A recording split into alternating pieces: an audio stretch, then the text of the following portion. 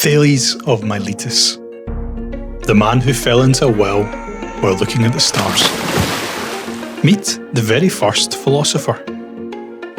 Thales did not live in Athens. He came from a lesser-known city called Miletus, on the coast of what is now modern-day Turkey. But he travelled widely, spent time in Egypt studying with priests, and became famous across the Greek world as the cleverest man anyone had ever met. He could predict the weather. He worked out how to measure the height of the Egyptian pyramids using nothing but a stick and a shadow. And one night, while walking along staring up at the stars and thinking his enormous thoughts, he fell directly into a well. But here is what made Thales genuinely revolutionary.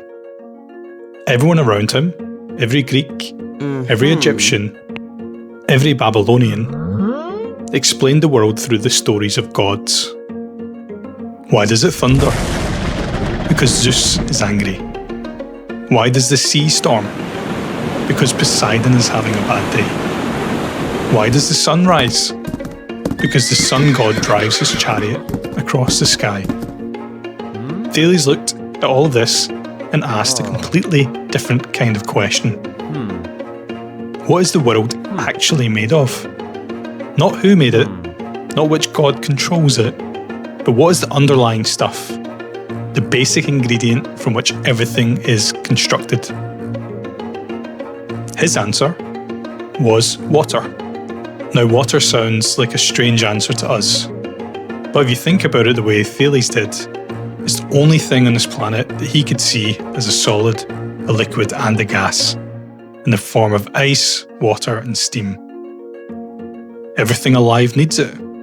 The earth, plants, animals. And he believed that the ocean sat underneath the earth, and whenever the ocean stirred, you got earthquakes.